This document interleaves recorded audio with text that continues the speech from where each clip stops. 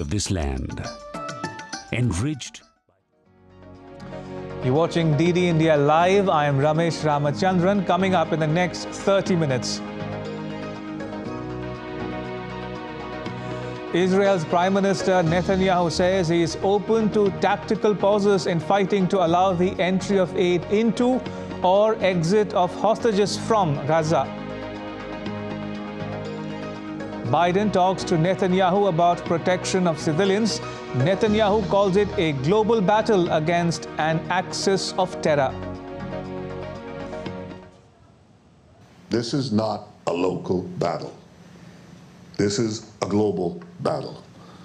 The paramount need is to defeat this axis. IMF official says India's GDP growth boosts quality and quantity of employment in the country. And Afghanistan posts are fighting 291 for 5 against Australia. Ibrahim Zadran becomes the first Afghan batter to score a ton at a Cricket World Cup.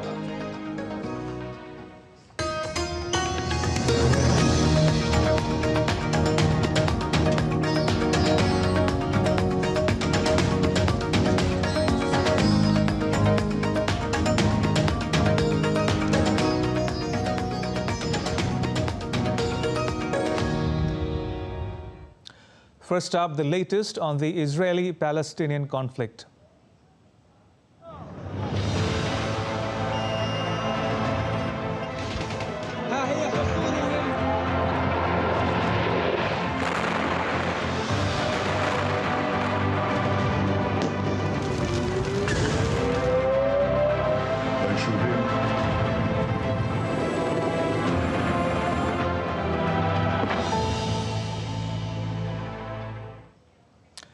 Israeli Prime Minister Benjamin Netanyahu has again rejected calls for a ceasefire. Netanyahu has said that Israel was engaged in a global battle against what he calls an axis of terror. He warned that the battle being waged by Israel against the Hamas terrorists in Gaza is one that could threaten Europe next. The Israel-Gaza conflict appears to have no end in sight. Israeli Prime Minister Benjamin Netanyahu has said no ceasefire unless Hamas releases the hostages. But Israel says it is open to pauses for aid. Well, there will be no ceasefire, general ceasefire in Gaza without the release of our hostages. As far as tactical little pauses, an hour here, an hour there, we've had them before. I suppose we'll check the circumstances in order to enable goods, humanitarian goods to come in. Netanyahu has also stated that once the conflict concludes, Israel will take on an indefinite security responsibility in Gaza. I think Israel will, for an indefinite period, will have the overall security responsibility because we've seen what happens when we don't have it. Israel's defense minister has accused a top Hamas commander of seeking refuge in a bunker where his subordinates perished while battling Israeli forces. Sinwar is hiding in his bunker and let his terrorist commanders die in the field. On our side, the commanders stand at the head of the force, pressing forward, achieving objectives and leading the forces. US President Joe Biden held a telephonic conversation with Israeli Prime Minister Netanyahu, discussed potential pauses. White House in a statement said that the two leaders discussed the possibility of tactical pauses with opportunities to safely depart from areas of ongoing fighting to ensure assistance is reaching civilians in need and to enable potential hostage releases. United Nations has also called for an immediate humanitarian ceasefire, stressing that safeguarding civilians is the top priority in this conflict. The way forward is clear. A humanitarian ceasefire now. All parties respecting all their obligations under international humanitarian law now. Netanyahu has clearly said Hamas is using its own civilians as human shield and said Israel is acting in self-defense while minimizing civilian casualties. And Sarah Coates joins us from Tel Aviv. Sarah, Netanyahu has ruled out a ceasefire, but he is open to considering tactical pauses in the Gaza fighting. Also, Netanyahu says Israel will manage Gaza security for an indefinite period. Now, what does it imply?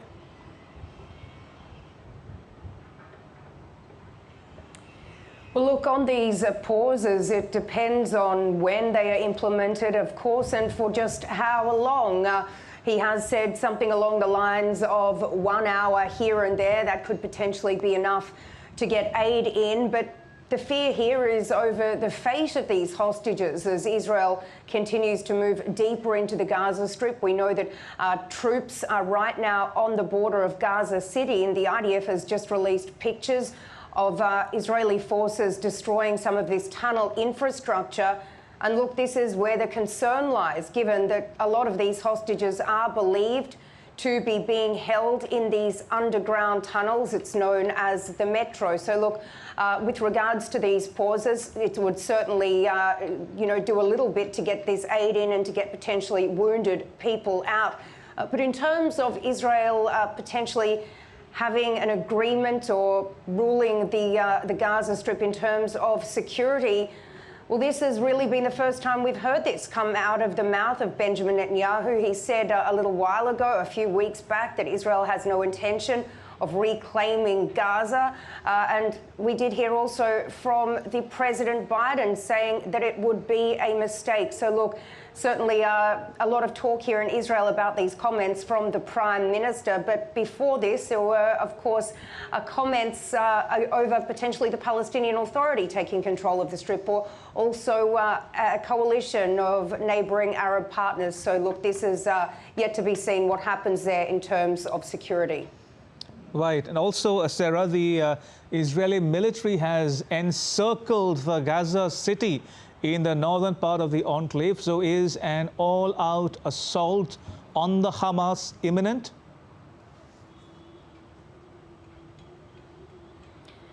Well, look, it certainly seems as though these Israeli forces will enter the Strip any time now. They did announce on Sunday that it would be about 48 hours until they go into Gaza City. It is now Tuesday, 2 p.m, so this could happen any moment. And the IDF did put out another one of these warnings to Palestinians still in the northern part of the Strip to move south for their own safety.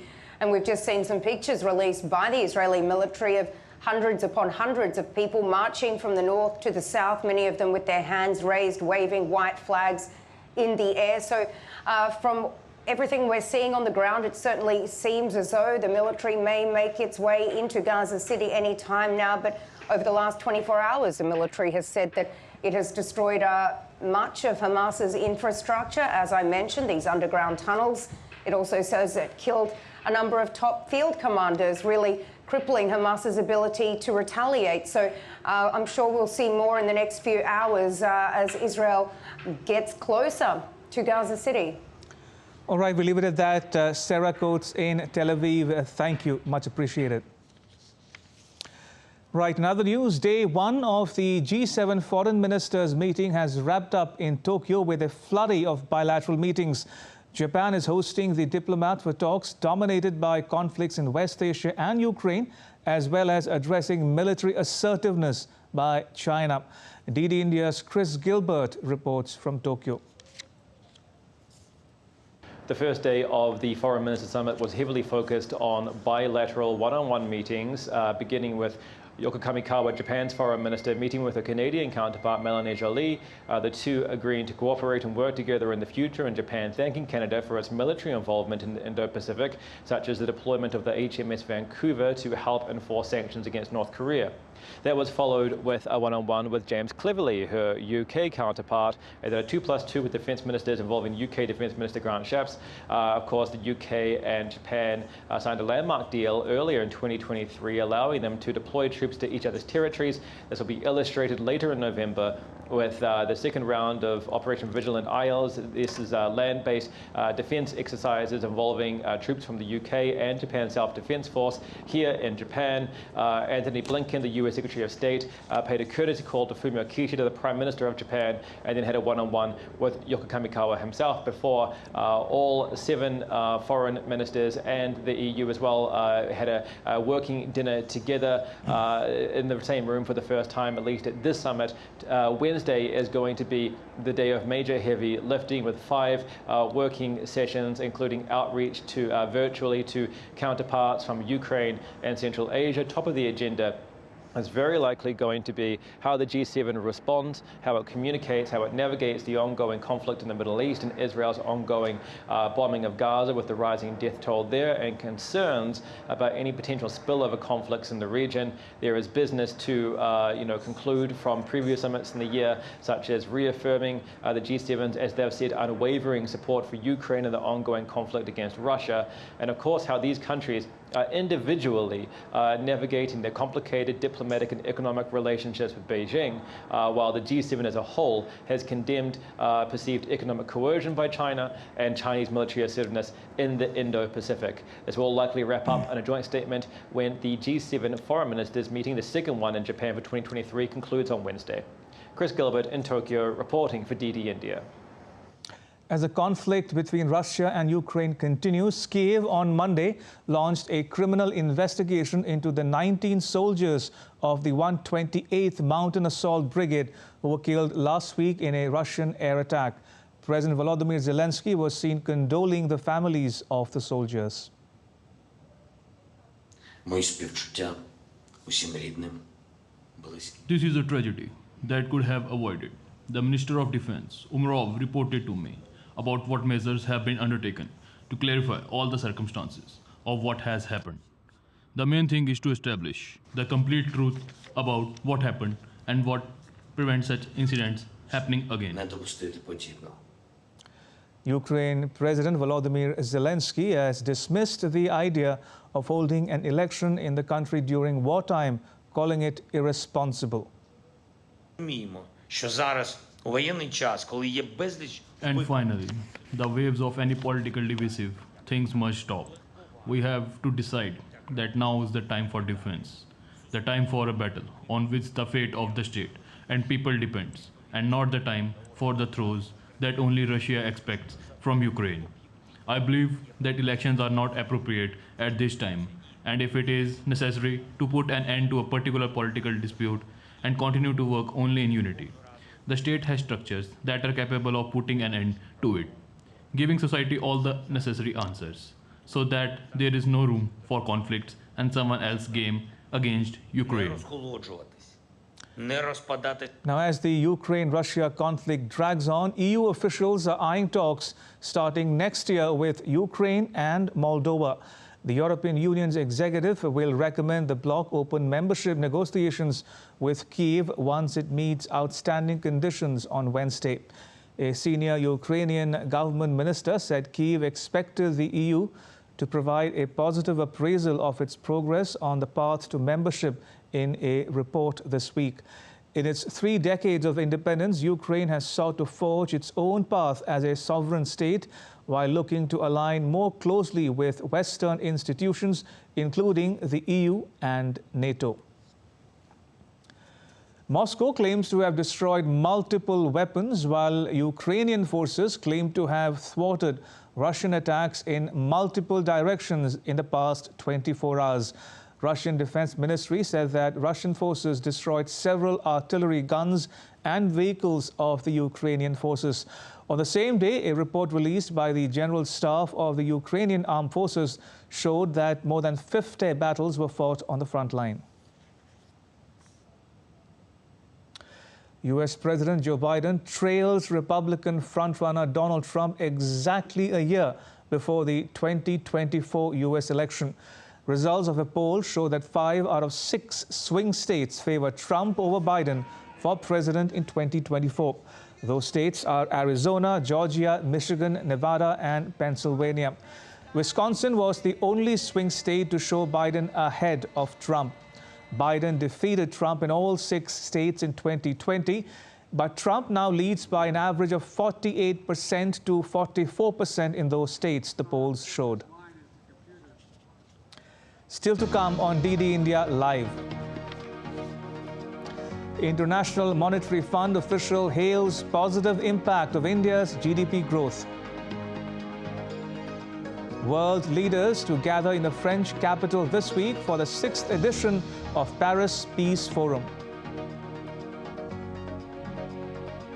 And no end to Hollywood strike as union evaluates final offer from studios.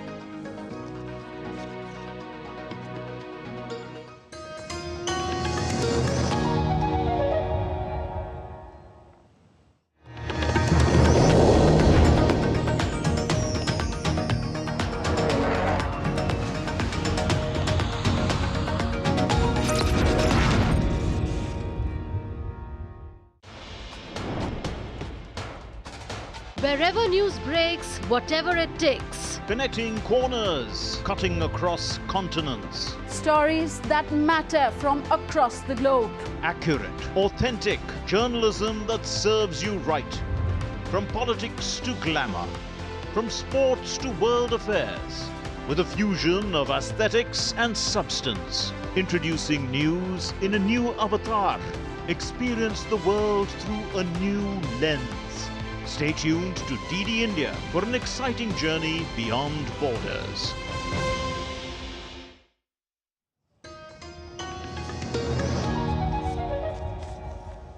You're watching DD India Live. I am Ramesh Ramachandran. Air pollution in India's capital, New Delhi, continues to remain in the severe category, even as the country's top court comes down heavily on the states that have failed to check stubble burning. Certain emergency measures have been implemented in the city and schools are shut till 10th November. Debyendu Mondal reports.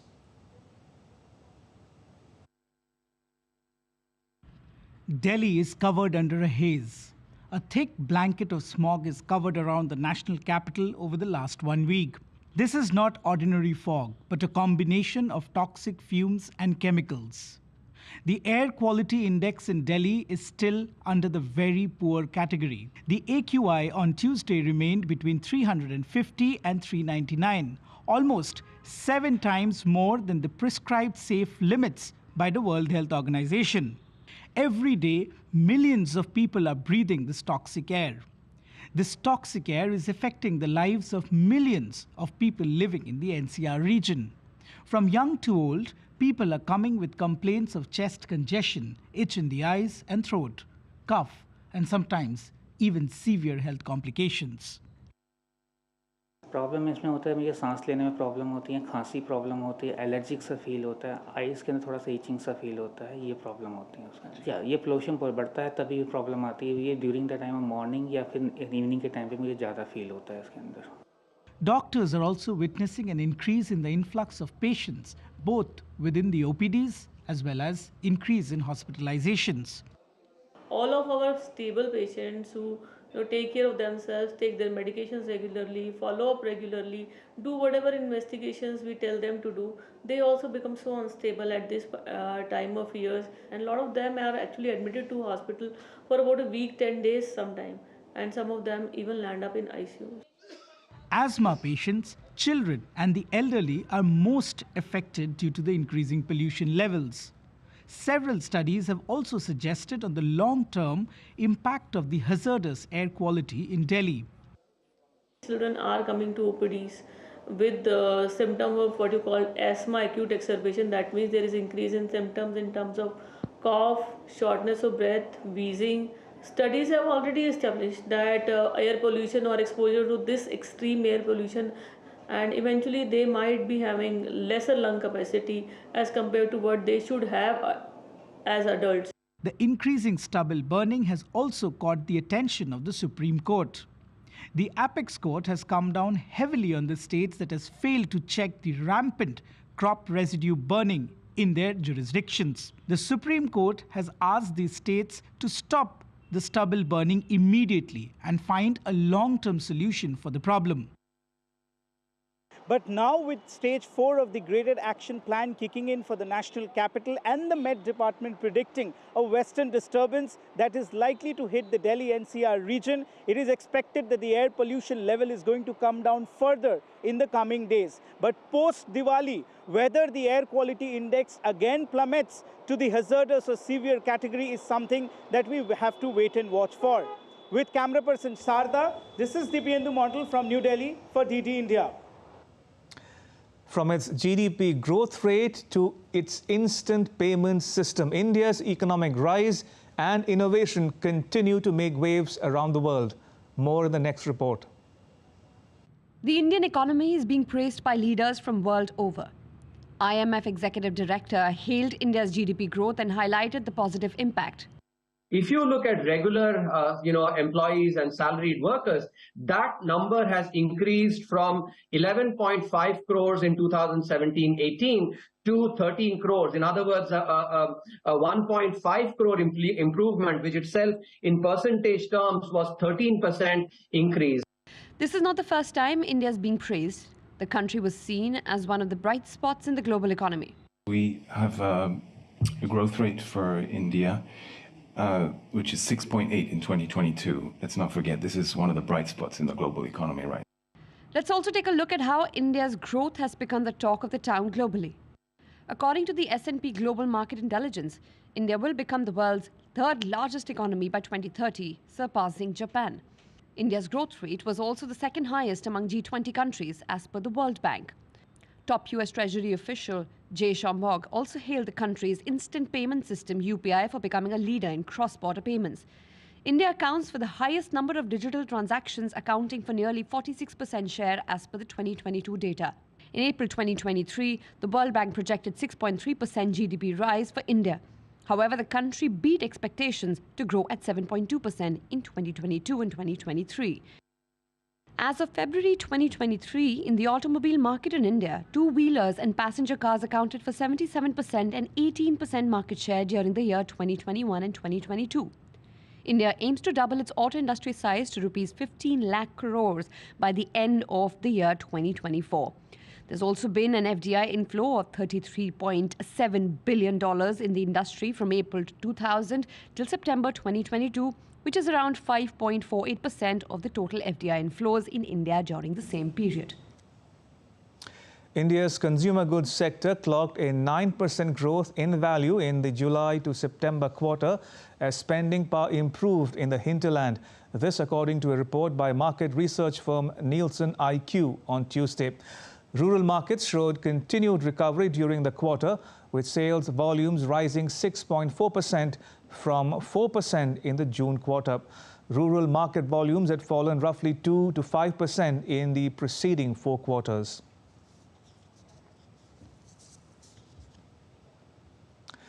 World leaders and heads of international organizations will gather in the French capital this week for the 6th edition of the Paris Peace Forum. It comes against a challenging backdrop of geopolitical tensions, which makes collective action all the more urgent. In the run-up to the main dialogue, which begins on Friday, the first World Summit on Glaciers and Poles will be held on Wednesday. Rebecca Bundan reports from Paris. The theme for this year's Paris Peace Forum is seeking common ground in a world of rivalry. The aim of the annual event is to discuss global challenges, drive coordination and political momentum, and ultimately promote good governance. With the forum taking place against the backdrop of the Israel-Hamas conflict and Russia's war in Ukraine, talks about peace and security seem all the more relevant. Experts say the event is an important opportunity for dialogue on urgent issues, but that expectations need to be managed in terms of what the Paris Peace Forum can achieve. I don't think that it's going to achieve a huge political breakthrough on any of the crises that we are seeing today, but it is certainly a valuable forum, particularly for the connections between civil society and governments, as well as both civil society and governments and the private sector. The list of speakers at the Peace Forum includes presidents and prime ministers, Nobel laureates and representatives from non-governmental organisations. French President Emmanuel Macron is part of the event, along with the head of the World Bank, Ajay Banga. Climate change is one of the global challenges that will come into sharp focus. Leading up to the main event, the Paris Peace Forum is hosting the One Planet Polar Summit, which it's billing as the first international summit dedicated to poles and glaciers. Researchers and scientists from over 40 countries will meet in Paris to share their findings, as they warn of an urgent need to act to protect these fragile environments. The North and South Poles are central to the planet's climate regulation, and the state of the world's glaciers has an effect on communities and sea levels. Other topics that will be discussed at the Paris Peace Forum include cybersecurity and risks that come with the rise of artificial intelligence. The forum comes as challenges only seem to be mounting globally. Rebecca Bundon in Paris reporting for DD India. Hollywood actors and union are still far away from any concrete deal. The Screen Actors Guild, American Federation of Television and Radio Artists, is evaluating a final offer from the studios. The Actors Union and studios, along with streamers, have been back at the bargaining table and meeting continuously since 24th October. And now to all the news from the world of sport. Afghanistan are taking on Australia in the Cricket World Cup match at the Wankhede Stadium in Mumbai. Ibrahim Zadran's unbeaten ton propels Afghanistan to 291 for the loss of 5 wickets. He also became the first Afghan batter to smash an ODI World Cup century. Zadran, along with Rahmanullah Gurbaz, added 38 runs for the first wicket. Following this, he stitched a substantial partnership with Rahmat Shah to take Afghanistan to 121 runs for the loss of 2 wickets.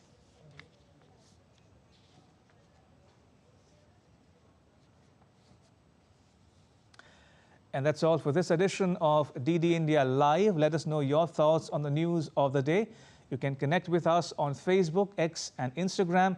You can also check out our website, ddindia.co.in. We'll be back with more news as it breaks here on DD India. I am Ramesh Ramachandran. From all of us here in New Delhi, thanks for watching DD India Live.